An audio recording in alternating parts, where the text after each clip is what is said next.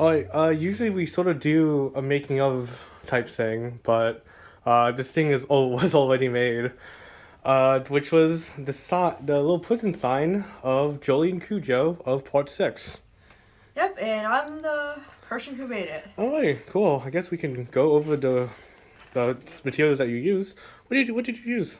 So, I used an old Amazon box. So Evidence. yeah.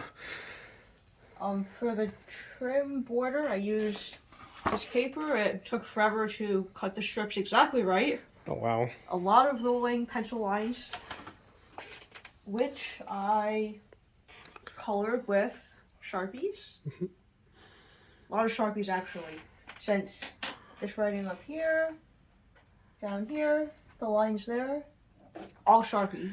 Oh wow. So it was all like a mix of freehand and like a little bit of measurements, right? Yep, I used an image from the JoJo's Bizarre Adventure wiki, which is I think it's the manga photo. Yeah, actually, in the anime, the colors are reversed. Oh wow. So yeah. What was like the white paint right there? Was it like that? Oh, whoopsie. Okay. First, whatever. Yeah, right. First things first, I painted the whole thing with this white paint. Just a regular, average, everyday craft store paint. Yep. Craft Smart acrylic paint. $4.99, if anyone wants to know. Yep. For the Cujo Jolyne writing, I used this black paint. See, so was it a outdoor paint? It looks like it. Outdoor paint. You can also use regular paint that's also made by Craft Smart, just in black. Gotcha. And so yeah, with all the designs, I guess it was just a little freehand, right? Yes. Gotcha. And overall, how long would you say it took?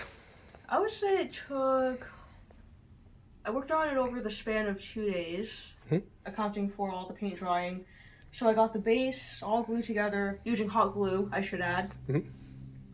All the trim, the white paint, that took about 3.5, 4 hours.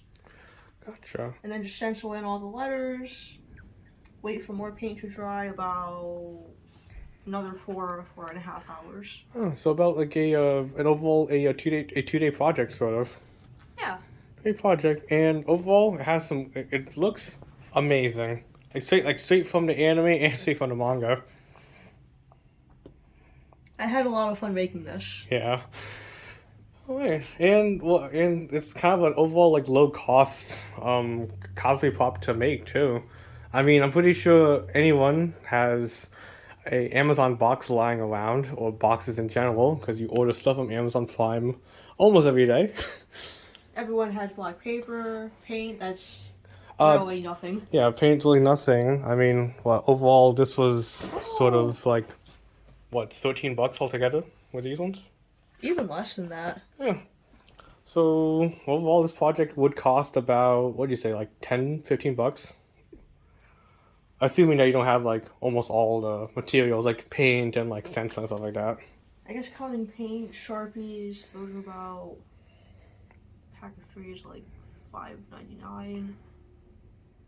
I'd say about $10-15. Yeah, low cost cosplay prop, high quality, and didn't have to go for an arm and a leg to make it, or beg someone of your art friends or on Etsy to make one for you. Oh man.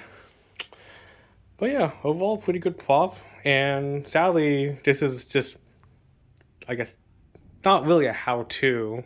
I'm probably gonna title it how-to, but yeah, like a little how-to of how she made the Jolyne sign.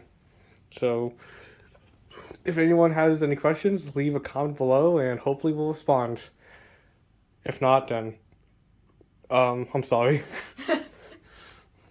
Alright, that about it? Oh, I forgot to mention. So, this back piece here actually does have a purpose. Ooh. It's so the sign won't bend when you're holding it. A common problem with when working with cardboard. Ah, yeah. Cardboard's extremely bendable and stuff.